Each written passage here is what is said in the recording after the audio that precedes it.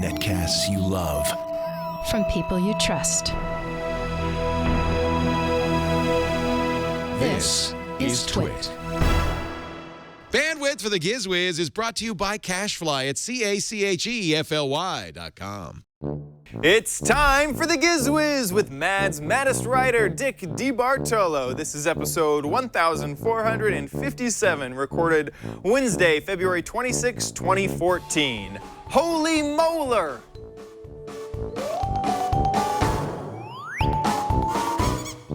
And now, get ready for Dick. It's now time to print up another Giz Wiz! It's the same dumb show with Dickie D and Leo Love. Oh, and OMG Chad. TV. It's time for the Giz Wiz because gadgets are his business. They've got a gizmo sickness, geek disease, under pathology. Rows and rows of USBs, glowing LEDs. Get ready for the Giz Wiz now. Now it is time for the Giz Wiz with Mad's maddest writer, Dick DeBartolo. How you doing, Dick?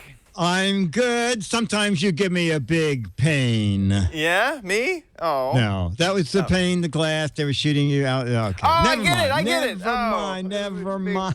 Big pain. Big pain of glass. Yeah, you know, all that dirt on the window, I think, is people who came by looking for us when we weren't on the air. Just banged on the windows. Yes, and pressing their noses against the glass. We're starting a little late on this episode. We had a production meeting. They're apparently screaming back there. I don't know if you can hear them. They're having a great old time back in the production meeting, and I just left. We had to pitch a whole bunch of new shows, and so we're getting a little started a little late here today. But don't worry, I brought my glasses. Oh, yeah, we'll catch up. Oh, my God, it's Clark Kent. Ah! And now I'm Super Chad. Oh, wow. That's amazing. Super Chad. Yeah. So we had a fan named Tyler who came in for OMG Craft, and he gave me these 8-bit glasses. Oh, they're great. And so I've been wearing them. Oh, I think really they cost more than that. Yeah, I mean, maybe 16-bit or 32. But yeah, I would think. He said he paid 8, so... okay. Yeah. Okay. Are they magnifiers or prescription or just plain glass? They're just plain plastic. Okay. was what I bet. Yeah. But I like them. I think I've always, as a kid, I always wanted glasses just because I thought I'd look good in glasses. And these actually, glasses. You don't look bad in them. Thank you. Yeah. Thank you. No, I think they're good. I would keep them in the act. The next thing I need is big old eyebrows to kind of raise up over the glasses. Anyway, we'll work on that later. Okay, very good. Very good. If you can't tell, it is raining in Petaluma. Big time. Really? Yeah. That's why we have no guests going by the windows. No. That's why. So I don't think, if you do see guests, it's going to be umbrellaed guests or ponchoed guests. Okay. Are you a poncho or an umbrella fan? I am a foul weather gear guy. Oh, what? Foul weather gear. What is that?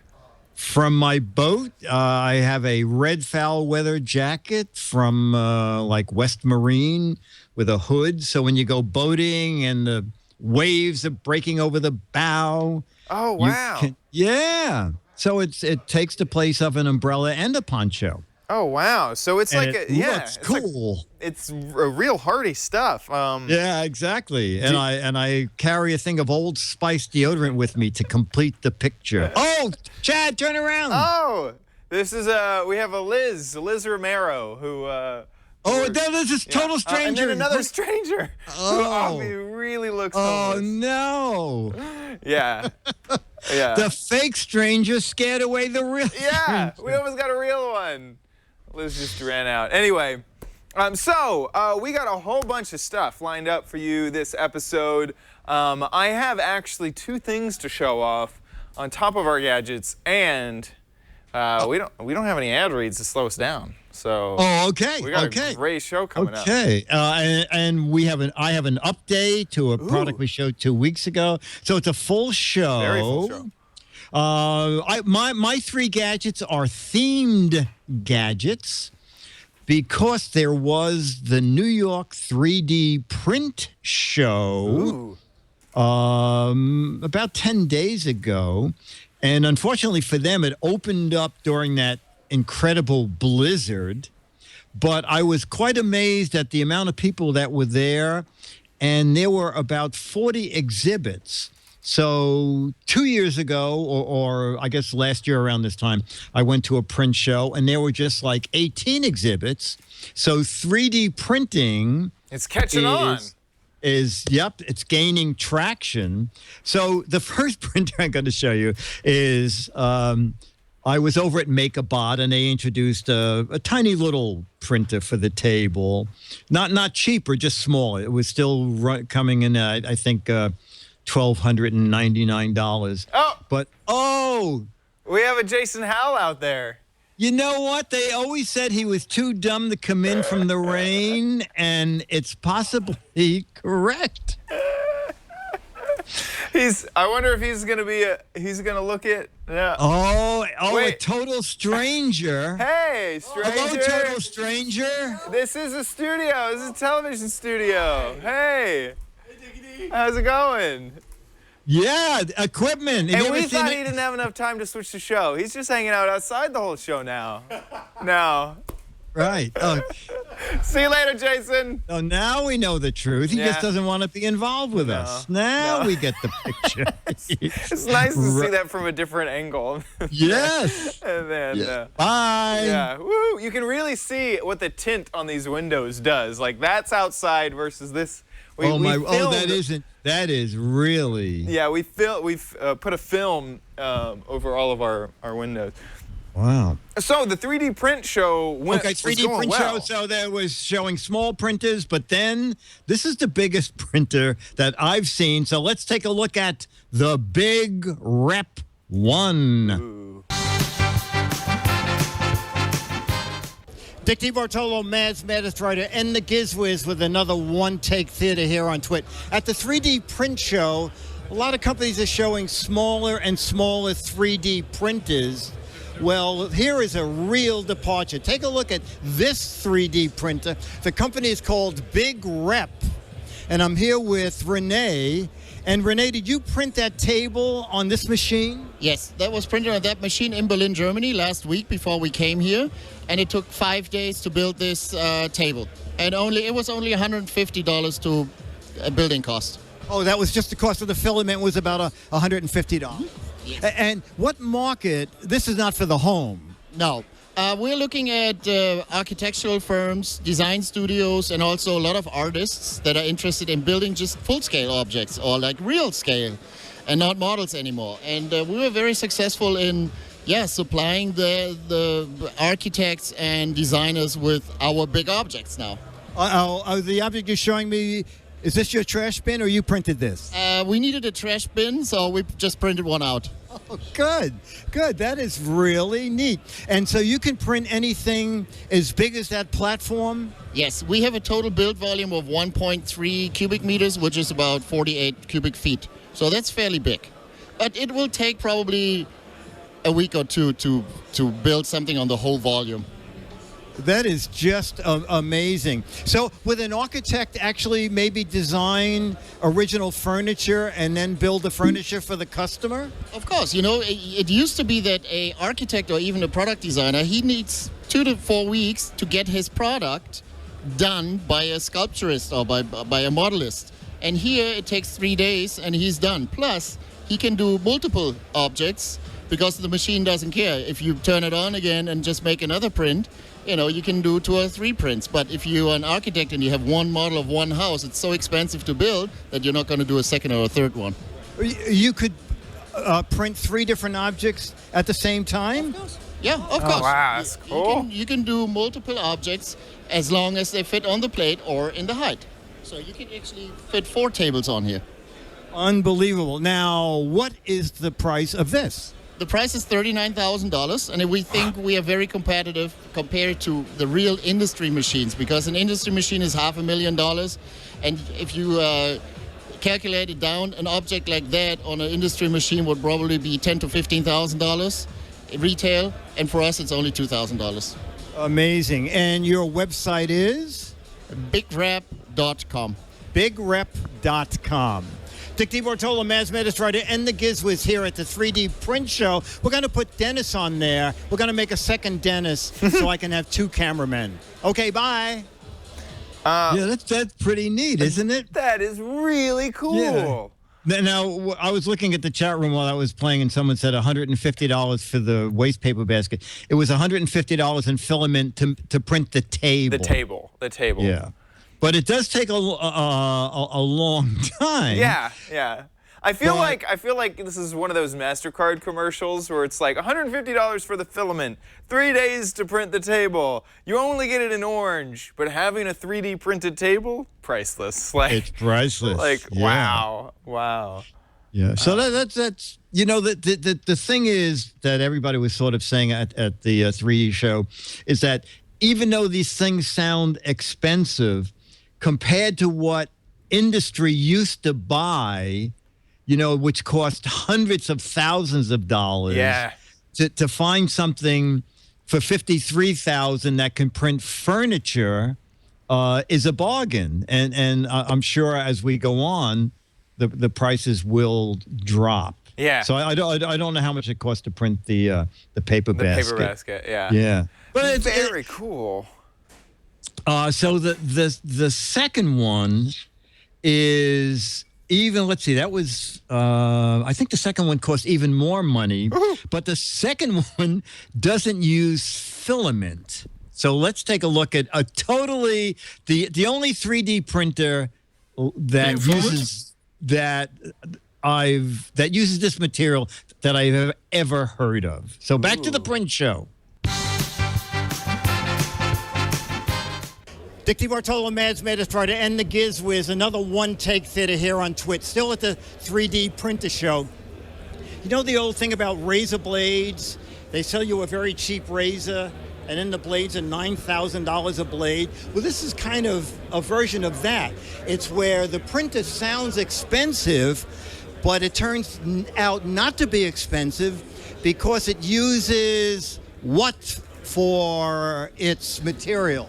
Paper. It's a plain paper-based 3D printer. This is really amazing. You throw in a ream of paper? That's right. You could throw in up to 3 reams of paper, which would give you a Z height of up to 5.9 inches. Can we walk over here and... Just imagine throwing trash in there's a whole it ream prints of out paper something. there. What's happening, I'll explain what's happening right now, is if you have a shot there of the piece that's coming in contact with the surface of the paper, that's a tungsten carbide cutting tip, and we are etching or cutting the geometry for that layer. And once it's done cutting the geometry for that layer, then we're going to start to lay down the glue for that same layer as well. Once we lay down the glue for that layer, then we'll pull in the next page, and the entire platform will come up against the top plate. And on the top plate, we heat that to 80 degrees Celsius, and that's what actually laminates the layers together. We use 1 ton of pressure of pressing up onto that plate to laminate it layer to layer. You mean the sheets are being fed into that one page at a time? That's correct. And as I said, we're still cutting right now. But once we're finished with the cutting, actually it just started the gluing. So on the right side of the head, you'll see that there's a glue wheel, and that glue wheel is coming in contact with the paper. And what we're doing is we're laying down the glue in 2 different densities. We're laying down a very high density for the area where we're creating that geometry or the part. And then we're also laying down a very low density of glue outside of that area, just enough to keep the page tacked together during the fabrication or the build process. But once the build process is completed, that low density of glue allows us to break away the unwanted areas of the paper. But Dennis is shooting, those were all made out of paper? That's correct. All of the parts you see there were all made out of paper. Now, we also do color, as you see on some of the parts. Yes, they can do color. The way that we apply the color is we use a 2D printer. We pre-print the outline for each layer on a high-resolution 2D printer. And then once those pages are ready, we load them onto the feed tray of the 3D part of the process, and we let it do the cutting and the gluing. So now, tell us the price of the machine. It doesn't sound that expensive. No, it's $53,000 roughly. All you need to buy is paper. Just paper. Amazing. And tell us your website. The website, we have two websites. It's www.sculptgraphics.com, and you'll see our name up there. It's spelled a little unconventionally, or mcoretechnologies.com as well. I'm going to take my high school diploma, if I had one, and turn it into something unique. Dick Bartolo, Mads Writer, and the Giz Wiz with another One Take Theater here at TWiT. Bye. Wow. I mean, it takes a sheet at a time, glues it together, uses a heavy-duty glue on the piece that you're going to. It was actually printing like a piston rod for a demo. So it uses heavy-duty glue on the piece that's part of the build, and it uses a light glue on the paper just to hold the ream together. And you can throw 3 reams into the machine at one time and build anything up to 5.9 inches, which is the height of 3 reams of paper. Wow. Wow. Like, Isn't it? It really makes me think of Back to the Future when he threw just trash into his car to fuel the car. It just feels like we got this paper, just throw it at the 3D printer, and it's gonna I know it has to be fresh, clean paper, but that is so very innovative and very cool. And you color. know, and then, yes. And the interesting thing, Chad, is that the third gadget does specifically what you're talking about. I guess it betrays the fact that only the chat room knows that we start about 5 or 6 hours before we tape this to, thresh out what I'm doing, and you come up with clever segues into it. And so I think really when people see the next video, they're going to go, oh, I see. It's what Chad was hinting at that Dick made into reality. So whenever John polished and professional, that's what we are. Exactly. And it's so professional that we'll just ask if there's any possible chance of seeing the proper video. Yeah. Whoa! Dick Bartolo, Mads Writer, and the Giz Wiz with another One Take Theater here on TWiT. This is pretty amazing. We're still at the 3D printer show. All right, so how do you get from this to this? Well, that's what we're going to find out here. And Katie's here at the booth. And Katie, fill us in on, this is actually a great green effort, which is why we're doing it here on TWiT. Yeah, so Protoprint is a social enterprise, and we produce plastic filament for use in FDM printers by working with waste pickers to take plastic bottles that they collect and add value to them by turning it into 3D printer filament. So first you run it through the flaker bot, and you produce these plastic flakes. These are what recycled plastic looks like, okay. And then you take those flakes and you run it through our refill bot to extrude filament. Isn't that funny? Yeah. And then you put it in the maker bot. When it comes out, you have filament. And so how does this benefit the person who's collecting these bottles? Yeah, so these waste pickers, they currently collect the bottles, and then they'll sort them into the different plastics and sell it to a middleman and make about 25 cents per kilogram that they collect. But using our process, they're adding so much value by turning it into filament that they can make a lot more. Oh, wow. Is this process up and running now? Yes, so we're currently based in Pune in India, and we have a pilot production site there producing filament, and we're in our final stages of testing. Okay, and your website is so people can go there and get more info? Yeah, www.protoprint.in. This is really a great idea, turning trash into a usable product. I'm going to jump into the machine myself and see if they can turn me into something useful. Dick Bartolo, Mads Writer, and the Giz Wiz with another One Take Theater here on TWiT. 3D print show. Is that the right number of fingers? Oh, yeah, 3D print show. That is so cool. How long until we get something like this in our house and we 3D print? Oh, that's a great idea. Yes, your garbage disposal unit. You know what you do? There'll be a garbage disposal unit, and it'll just say, turn into print filament, turn it into an object, turn into... It's great. It's really great. But isn't that funny that you happen to bring up that example? Yeah, absolutely. Absolutely. Turning trash into useful stuff. That is so cool.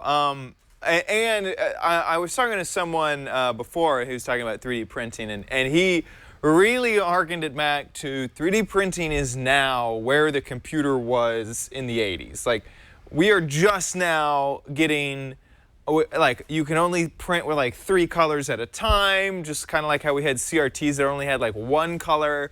And you know, the fidelity isn't that great, just like monitors fidelity. You know, the speed is slow, it's really clunky, there's no really nice UI to it. This is so exciting what the future of 3D printing will be. Well, you know, I can give you a hint because I was talking to someone about talking about 3D printers on this show, and he said, "Oh, if you want to tell the story," he said, "Don't use my name, but tell the story."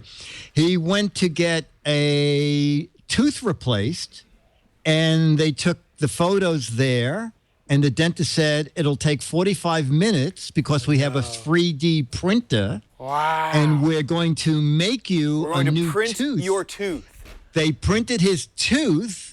And he was there for like an hour and a half and had a new tooth amazing. All in the one visit. That is straight out of a science fiction novel. Yes, absolutely. I mean, it still was like $1,000 or $2,000. I forgot. Go to the dentist. Yeah, of course. Yeah. Of course. But, well, they don't say the cost in the science fiction novel. It's probably that expensive. But holy mackerel! Like that. Holy molar! Holy molar! Holy molar! God, like, you print your teeth. Yes. Go to a dentist and print a tooth. Yeah, no, I know. I don't brush them because when they rot, I'm just gonna print some more ones. I print some new ones. The next time that I print them, I might have extra fangs. I might want to kind of gussy them up, add a few, bedazzle my teeth, just print it out that way. That's what I wanted. Your mouth looks so weird. Oh, did I put my teeth in backwards? Oh, you know. Oops. You know, I printed these in a hurry. I think I printed 2 upper plates. No wonder they don't fit. Man, are you still on natural teeth? Ugh. Gross. That's just, you know, bacteria grows on natural teeth. Yeah, that's right. Disgusting. That's right. Mine are non-stick. Oh, you know, what did you do to your mouth? I only had green filament. I was in a hurry. I'll print Ivy when I get home. Exactly. God, that is so cool. Okay, so coming up next is my crap.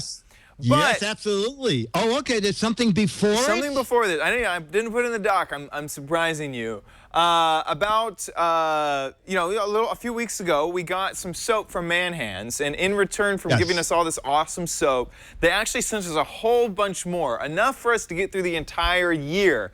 So for the next month, we have a new bit. So go ahead and roll it. It's time for the Soap of the Month. Hey, Dick. So today for the Soap of the Month, we have this guy with us. What's your name? My name is Chris. Chris is here, and we are going to test out some soap. So the idea is, on Giz Wiz a little while back, we got some soap from a company called Man Hands. Okay. And they have different smells, very original and sort of interesting, mannish smells. Okay. So we have a soap bar for you to test out and see if you can guess the smell that this soap bar is. You think you're up for it? Yeah, let's go. Cool, let's do it. On the other side of this, it's a total stranger, I right? can't show you the other side because then you'll see the label. Try to go ahead and peel it without looking. Looking up. Good sport. Perfect. Lather up now. The idea is to figure out which smell this is, and I'm gonna give you like 3 choices because me and Anthony both smelled this, and we couldn't figure it out. So you can like 1 to 3 as many. Yeah, you know what? Throw as many choices out as you want. I'm gonna throw campfire at it first. Okay. Maybe barbecue. Okay. Maybe something vaguely out of a garage. Okay. So we got fire, barbecue, and garage for it. Now, would you wash your hands with something like this? Do you think? Yeah, sure. Why the hell not? Yeah, he says this is a good soap. He'd go into the store and buy it. Actually, it is bonfire, which I think is very close to fire. Thank you so much for helping out with the Soap of the Month. Happy to do so. So there he was, Chris. Chris knew exactly which soap it was.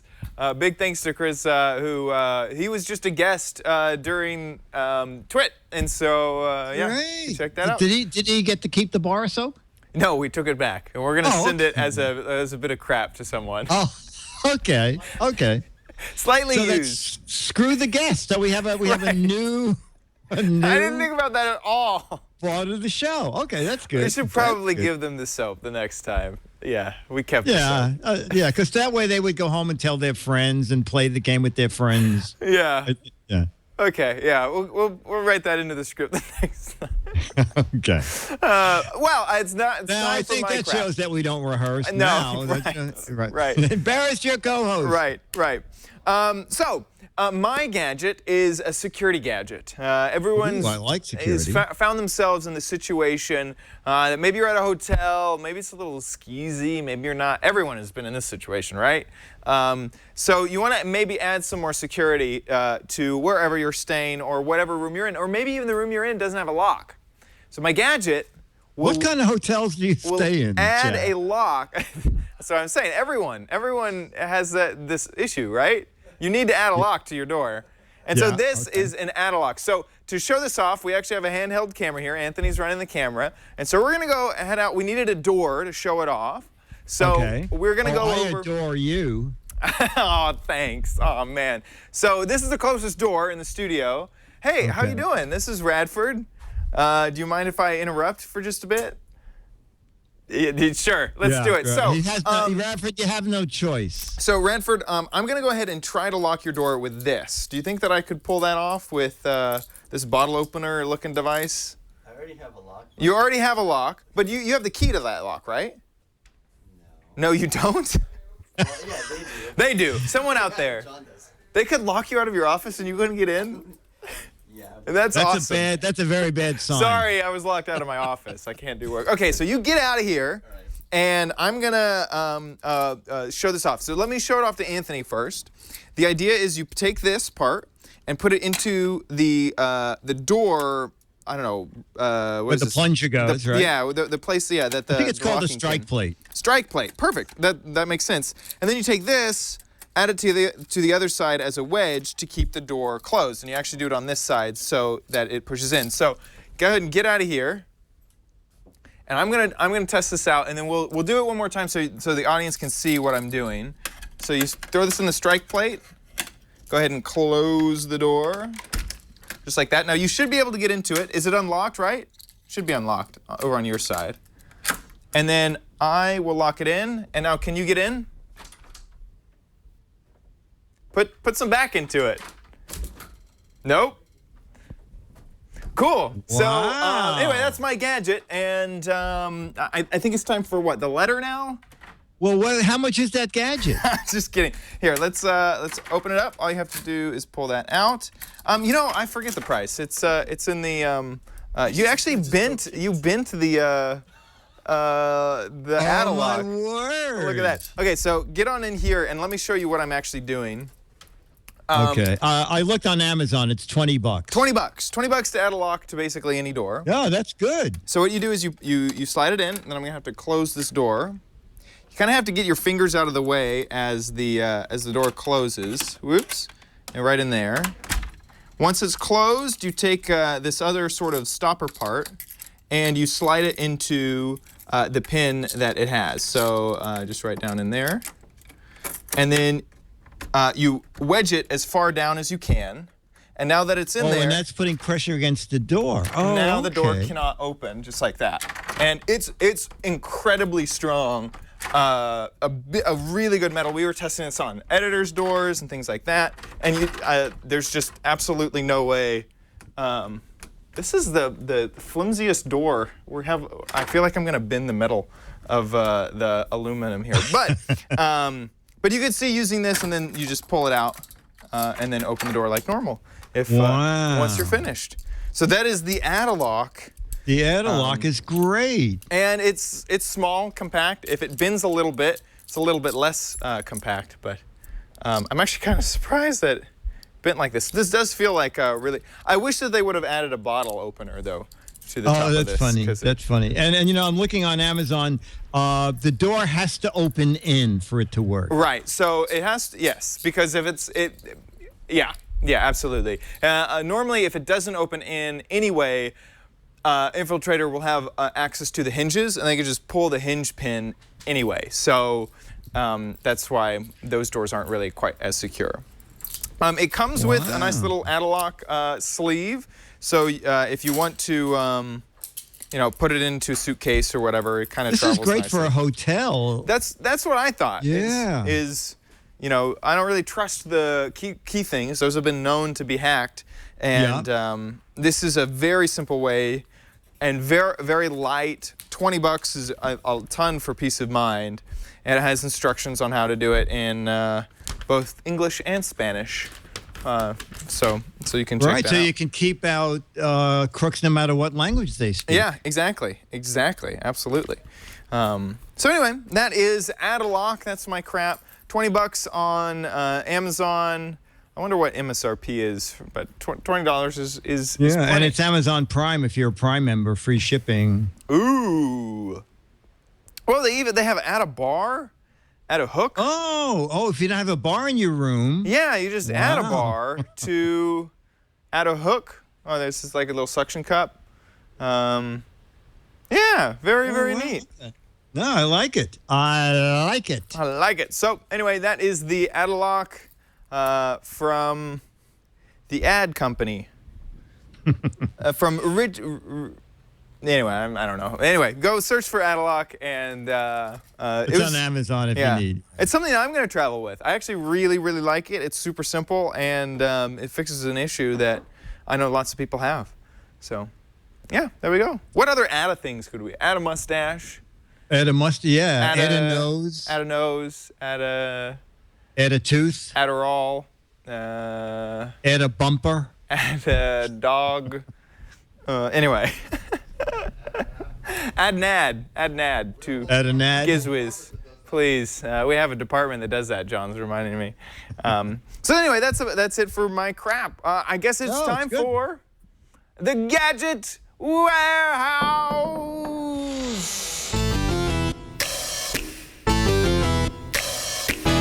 They're geeky and they're goofy. Together they are loopy. When gadgets pass away, he takes them out to play in Dick's Gadget Warehouse. So we pleaded last week for videos. We begged. We'll beg after this video. Yep. And we got an email from Nathan Ray. And at first I thought it was just my favorite gadget. But then after viewing the video, I searched for the gadget he showed us, and the company that makes it, it seems like the website is unavailable. So I think they've gone out of business. So it actually is, it's a double viewer video. It can fill in for my favorite gadget, and it can fill in for my gadget warehouse. Perfect. So here is Nathan Ray's viewer video of the week. Hi, Dickie D and Chaddington. This is Nathan Ray from the UK with my little daughter. Hello! Seren and Griffin in the back of my tiny car. He's watching the Giz Wiz. This gadget would be allowed on the Giz Wiz, but then I saw, Dick, you reviewed an object quite like this at CES this year, so I thought, well, why not? I'll show you my favourite gadget. And my favourite gadget is, well, I'm sitting in it. It's my car. It's my little electric car. I'll give a quick demo of it driving. Here we go. Simply put it into forward and press go, and it goes. Wow! It goes faster, Yeah, we're not driving it fast now, are we? because we're in the middle of the park, but we're in the car parking place. Yeah, just to make the video, that's right. Okay, so it's fully electric. It has a range of about 40 miles, depending on how you drive it, and it's got a top speed of about 50 miles an hour, 55 miles an hour. I've got it up to 60 downhill on the motorway once. But this little car is not designed for driving on the motorway at all. It's designed for driving around city. It's got four seats, 2 adults in the front, 2 kids in the back. And it's perfect for doing school trips and taking kids to brownies and guides and taekwondo, scouts, yes, and going swimming and things. And obviously coming to the park. I'll show you what it looks like on the outside. It's called a Reaver, made in India. It's got lead-acid batteries, and here it is. Oh, wow! Very, very low maintenance. You just plug it. I just plug it in at home. 13 amp socket at home, and wait till you see the name. And because it's lead-acid batteries, they top them up with deionized water every couple of weeks or so, and that's it. There's no oil change. There's no clutches to replace. There's no. It's just really cheap to drive. About 2 to 3 pence a mile instead of 20 to 30 pence a mile that my other car, my big car, costs. And that's it. It's made in India by a company called Reaver, but you'll get a kick out of this. In the UK, it was branded as the Giz Wiz. Oh! Yeah! Which I think is the gadget with the closest name to the Giz Wiz that I found. Anyway, that's my gadget. I love it. It's my little electric car. Top Gear hates it, but what do they know? Absolutely. That is. But I think the company. Anyway, I went to Riva, India, and as I said, it says this website has moved or is no longer in. And there's a company in Great Britain that sells them, but it looks like they're only selling used ones. Right. And then there are a bunch of things about terrible things that happens to them in accidents. So I guess maybe they decided not to produce new ones. This is by far the coolest video. Wow. And the guy is so lucky because his daughter has an accent just like him. I know. What are the chances of having a child born with the same accent Who as would the have parents? thought? I wonder if he got lucky twice with the other. That's right. That's right. The kid could have been from Brooklyn, you know? Yeah. Wow. The front of the... I'm looking at this image, and the front of the car looks really weird. I wonder if... I think that's a fake. I think that I'm being faked out. Oh, there's someone showing off the Giz Wiz. Very, very, very cool. That is the coolest gadget. That is pretty nifty. That is pretty, really nifty. You see, production. Yeah, I, as I said, the manufacturer itself website seems to not be there. Yeah, this is there are companies selling, I think, old ones. Yeah, this is something else. So anyway, if you have a gadget like that and you want to share it with us, shoot a little video like Nathan did. You can have your kids in it if it works out that way. 2 to 3 minutes. It can be, I bought a piece of crap. I invented this, my gadget warehouse, my favorite gadget of all time. Just show it what it is. Just like Nathan did, a little demo. If you remember the price, that would be great. And put it on YouTube and send us the link. It's Giz Wiz at twit.tv. And we're very low on videos.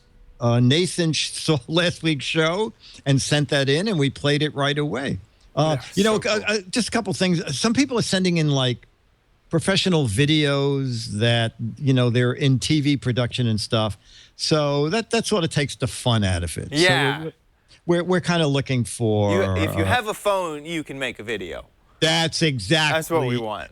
That's exactly it. Yeah, just make sure that it's lit enough so we can see you or the gadget and that we can hear you. But pretty much those are the ground rules. Yeah, that's our... Giz Wiz at twit.tv. And you know what? You may not even know the answer to this. Do we still send a person in England, for example, a piece of crap for... Sure.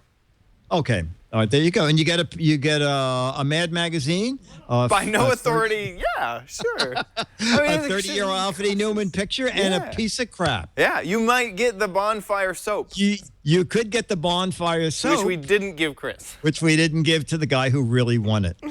Yeah, exactly. Wow, thank you so much, Nathan, for that video. That was really cool. And I guess now it is time for the letter.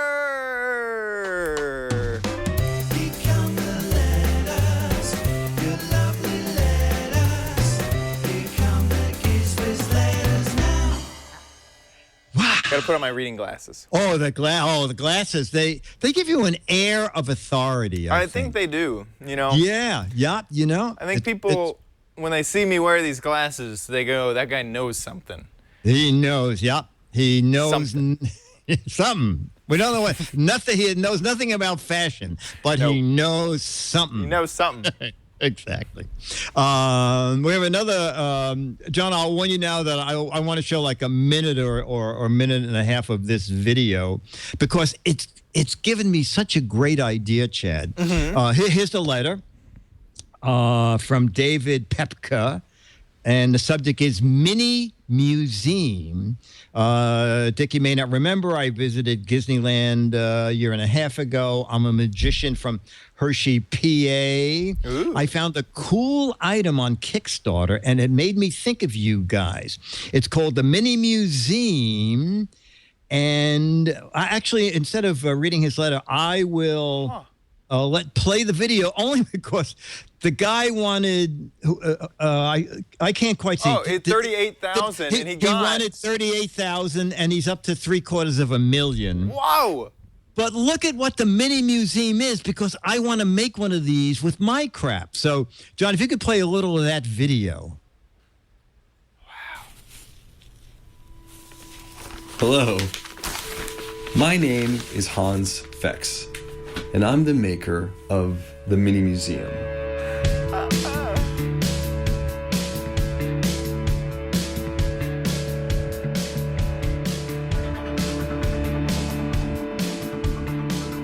The Mini Museum is a pocket-sized collection of rare specimens from Earth and beyond. This is a project I've been working on for most of my life. But if one takes in consideration the age of some of these specimens, it's been billions of years in the making. Each mini museum is individually numbered and handcrafted to display every specimen's color and texture beautifully. Most of these specimens were acquired through specialists, which came recommended to me by museum curators, research scientists, university historians, and the such. The full list of these thought-provoking specimens is found on the Kickstarter page. Please look at it. I think you're going to find the list of specimens amazing and really fun. Oh, we could stop there. Right now. So the object here is. So this is what I'm thinking, Chad. Like my 45-year-old videotape. Right. I could cut an inch of it. Yeah. Go through my warehouse, my 35-year-old crappy Copperware pot ripoff. Yeah. Just an inch of aluminum, put it in one of those blocks, and sell people Dick's Gadget Warehouse. The Mini Museum of Dick's Gadget Warehouse. Yeah, exactly. Exactly. And if this guy raised almost $750,000, actually, it's a very clever idea because he's taking like foil from the spaceship that was on the moon. Yeah. So all you need is a little, a little quarter-inch piece of it and say this was on the moon. Yeah, he has. I'm looking at a little image, and there's T-Rex tooth, Triceratops browhorn, dinosaur eggshell, the oldest matter ever collected. I threw that out. I think I sweeped that off the floor. Dracula soil from the Vlad III's empire. A mystery specimen, it says. I don't know what that means. Oh, I got a lot of those. Yeah, I got a few of those. Mummy wrappings. Oh, wow. From the London Bridge. BC. That's so cool. You could own a part of the London Bridge. That is such a great idea. And look at how much space it takes up on your table. I know. It's like the size of a page of a paperback and maybe an inch thick, frozen in time and resin. So how much does this early bird special? All gone. Let me look. I think you can get one. Look on down where you actually get. So it looks like he only has the thing is that each one of these you can set a limit.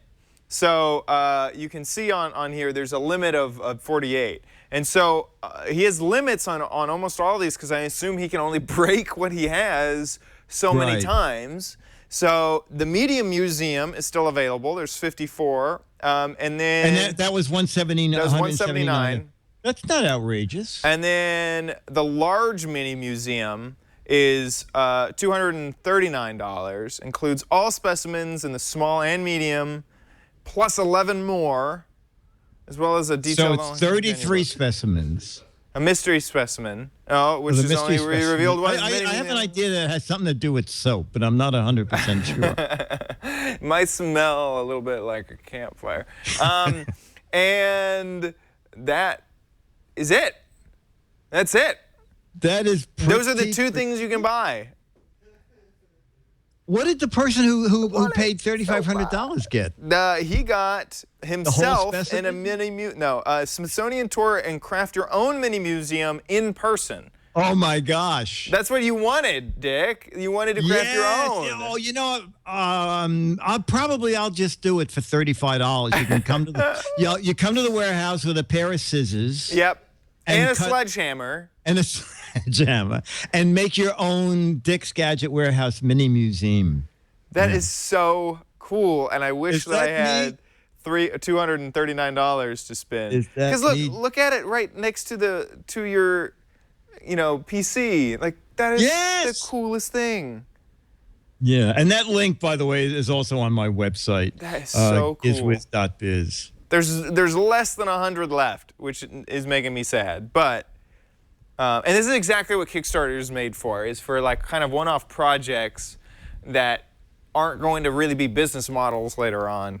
It's what they've publicly said. Very, very, very, very, very cool. Oh, there are 646 larges left. Oh, you're right. Oh, yeah, there's tons left. Okay, never mind. If you want to get a large, you got tons left. 50. Oh, wait. No, there's only 54 left out of 300. So 54 left out of 300. Right. So the $179 level is where you God, actually get something, right? I can't look down. I was looking at the T-shirts and the medium. I wasn't looking at the larges. So plenty of larges left. Yeah. Wow. Now you said we had an update to a previous. Yes. 2 weeks ago we both talked about our Fitbits. Yeah. We both are wearing the Fitbit Force. Uh-huh. And the Fitbit Force is no longer being made. Nope. It has been recalled for a makeover because the band has been giving people, they're saying 1.7% of the people who buy it. Have you been getting a rash from it? I have not. Now, the thing that freaked me out, and I heard this secondhand, I have not read this in a news article, is that because of the nickel in the band, it could make you generate a nickel allergy that is hard to get rid of over time. And so that's actually freaked me out so much that I'm going to go ahead and return it. I've been wearing it even though I've already asked for a return. And I also found out I don't care quite as much about the tracking technology as much as I really like having a watch. And I feel like I spent a lot of money on something that was to track stuff that I don't trust, and the sleep is a big thing that I wanted to track, and it doesn't do that well. So I went ahead and did the recall. I went ahead and asked for the recall. Oh, you did? Okay. Yeah. Okay. Well, now, see, I have no rash either, but now that you say it could develop something. That's what freaked me out. Yeah, I think I will probably return mine also. Yeah. Now, I hate saying that live because I heard that secondhand. Okay. I wish Dr. Okay, Mott was in the chat to I confirm will it or read something up like on that. it, right. Yeah. Right. Anyone watching, read up on it. Make sure that I'm not just blowing smoke. Yeah. But out in Great Neck, they're developing a dime rash. Just the nickel rash is just for the peons like you and I. Right. And someone else around here developed a 1K rash. Yes. We don't even know who. We don't hang out with that guy. The millionaires are developing that. Yeah. Exactly. So yeah, I know that's a good point. Yeah, Fitbit Force has been recalled. They're not selling it anymore. It's funny because I thought that mine had a manufacturer default or a defect. around the screw, there's a whole bunch of cracks around the plastic, and I felt like, come on, like I feel like the screw was tightened too much, and there's these cracks happening. So I took it into Target to ask them about it, because that's where I bought it.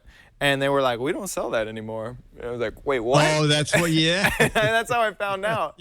And then later on in the day, we yes, we and did hopefully it. they'll redesign that band, because that band is ridiculous. Twice this week, I had to go through my apartment trying to find my Fitbit. Yeah. Because it seems like you clasped it, and you think you heard the click, and then suddenly you're not wearing it. Yeah, and unfortunately, most of the smart bands are using this weird hole design. Oh, really? Yeah, like the new Gear uses it. I swear there's one other that uses the new Samsonite Gear? Yeah, Samsung. Yeah. Samsung. Not Samsonite. Samsung. You know, it's so funny. I was holding that in my hand at the introductory event, and I didn't notice the band. Yeah, so if you look at the back band, let me see if I can get a big photo. Because the see, look at watch it itself.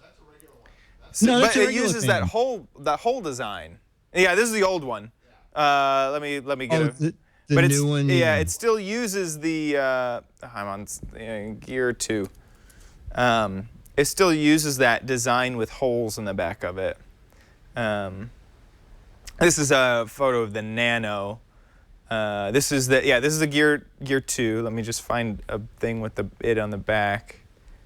No, that looks like the Gear 1. That is the Gear 1 because it doesn't have a removable strap. Yeah, well, the one I was holding was the little companion one. I think it's called the Gear Fit or the Gear Fitness band. And that has a big screen, and it also does your heart rate as you walk. That's cool. And it showed a lot of stuff all at one time instead of having to push a button to get each individual reading. Yeah. Yeah. But, there were like 30 of us at each table with only 2 samples. So we sort of passed them around. But from the minute or 2 I got to play with the Galaxy 5 and that, I was impressed. So here's this is the smaller one, the thinner one. That's the one I was talking about. And that's, you're right. Oh, there you go. There, that's perfect. Yeah. Oh my 2 little word. things. So I'm bummed about that. Now the actual Gear one, it looks like it has like a double thing, and maybe you set it once and then do a latch, because I remember this latch on the back of the original. Yeah. So that might be different than what we're complaining about. The Gear Fit, Yeah. Well, that about wraps it up. Remember to play What the Heck Is It? And it's coming to an end. Ooh. This one ends February 28th, and then a new one starts March 1st. So depending on when you're listening to this, you can get in on the February one, or you can jump in and guess what the March-April gadget is. But right now, it's the January-February purpley thing. Yeah. It's the purpley thing. That's if you guess the purpley thing, you may or may not get a Mad magazine for it. That's right. Guess what it really is? We give away 12 issues or make up a silly, stupid answer we like. And we give away 24 issues, up to 24 issues for that. So up to 36 issues of Mad magazine and 36 copies of the 35-year-old Alfred E. Newman photo. GizWiz.biz. Click on What the Heck Is It? Awesome. And that about wraps it up for this episode of the Giz Wiz. Thank you guys so much for sticking around and watching. If you want to subscribe, make sure you head on over to twit.tv/GizWiz. Where you can find links to all the versions that we offer: HD, SD, SD2, HD2, even audio only. And make sure to send in your videos to gizwiz@twit.tv. I guess that's it for this episode. See you next week. I'll be here.